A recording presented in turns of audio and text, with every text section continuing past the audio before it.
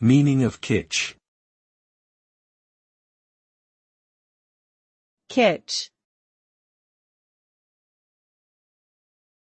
Kitsch. kitsch, Kitsch. Kitsch is a term that refers to art, objects, or design considered to be superficial, gaudy, or in poor taste.